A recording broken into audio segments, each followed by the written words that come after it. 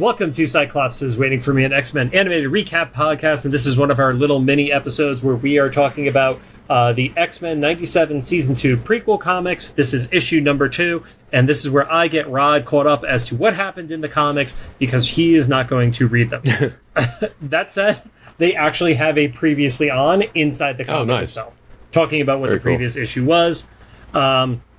We get further insight into the training montage that happened at the beginning of the X-Force episode, where Psylocke is kicking the ass of both Sunspot and Jubilee. So they're not necessarily going like issue to issue, like pure chronology. They're actually like taking dips and moving aside on some of the content. You do get the reveal of them getting their suits brought in for some reason. They decided to have Jubilee wear her Gen X suit and be like, all right, I'm kind of like cool with these. They do reference that Cable knows where both famine and pestilence are, but they're not as big a priority for him as war is. And they actually jump back to talking about, and this is probably why they put the trouble of writing all the names in the previous episode, that Caliban as a tracker with those other hounds is going to be the way that they are going to find war, actually. Oh, gotcha. That's how they track him down to Rio. So Jubilee is like, she realizes who it is. She's like, that's Caliban. He didn't ask for any of this. So like, let's go gentle.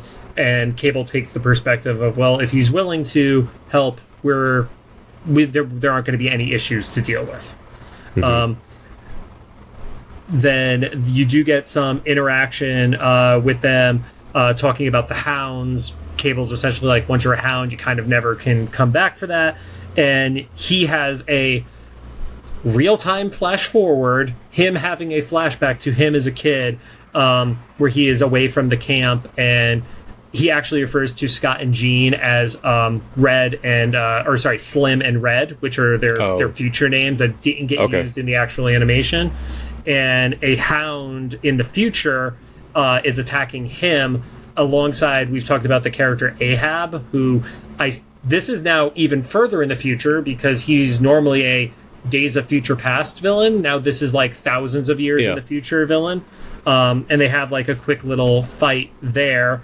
Jean and Cyclops arrive, dispatch him, and he comes back to Apocalypse in that, 3900 year or whatever it is. The BC, yeah, and AD, not BC.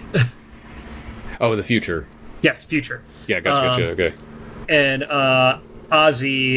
Mandius tells Apocalypse that they think they found this powerful boy, and Apocalypse doesn't understand the power of Cable yet. We don't actually get that until the episode that we all watched, episode 1, and he's like, don't offer me false hope. I've waited too long for a promised one.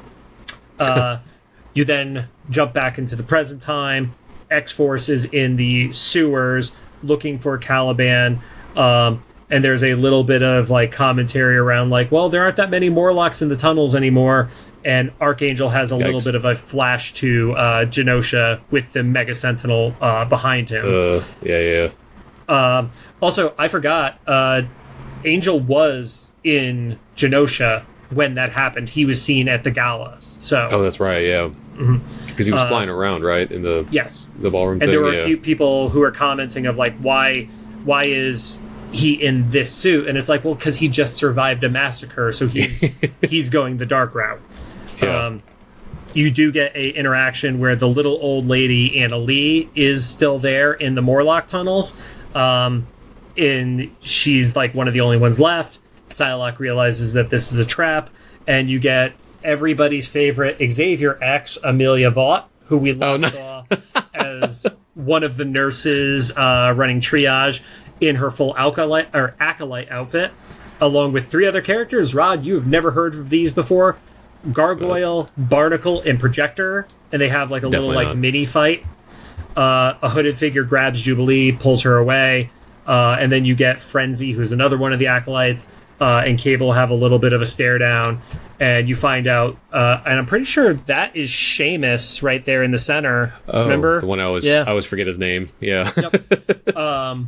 But you do get that Caliban is there. He has been like depowered from the big like monster version that he was in that Apocalypse episode, and Jubilee is about to get him to agree to help, even though he's scared. And instead, Psylocke just goes up from behind, uses his powers, amplifies his mind, and then knows the location of the 3 horse people. The horse people? He's like a horse horseman. girl? Yeah. He passes out, and he's just like, don't feel bad, Jubilee. Just make it like it was worth it. And you do get a little bit of insinuation that Amelia and Frenzy are like, well, we're not going to stop him. We're going to let him go. But also because they are tracking down what is happening with the Horsemen. So I'm assuming that's going to be something further in the story for the remaining 2 issues where they're, for whatever reason, going after the Horsemen as well. And then perfect timing for that to be the next cover. Oh, nice. Yeah, with F7 or attacking everybody. So it goes like into the next episode. One's them like looking like they're on the same side. So. Oh, gotcha. Yeah. Yep. So, yeah. That's fun. Like I said, like last one, quick version of this. It's way better than season 1's writing was. They got what the writing of the show was closer. Hopefully it's not countering too much of what the story is and only being additive there. But it also keeps reminding us that... Yeah. I was going to say it supplemented that episode. Like, that's how they tracked down War in Rio. But it was like unnecessary to see that process in the show. And it also keeps reminding us that we do know that at some point during the season, Exodus is going to be a part of stuff. So it's kind of laying some of the groundwork for him, too. So. Yeah. Very cool. Yeah. So, Rod, any quick thoughts or clarifications I could give you on this one, since we try to make this a under 10-minute quickie episode? It seems pretty straightforward. Like, we basically found out, like, how they found War, right? and yeah, I don't know. It seems fun. They seem kind of rather short. I mean, comic books are not as dense as what they used to be. Like, you go to, like, the Stan Lee era, and there was just so much text on the page. Now it is more, like, splashy artwork and stuff like that. Yeah, yeah. And I'm also talking at a Micro Machine pace, too, so. Very cool. Yep. All right. That is everything for the X-Men 97 Season 2, Issue number 2. I believe issue 3 comes out before the finale of the show, and then issue 4 will come out like basically a month after the show has ended, because why plan this shit in advance?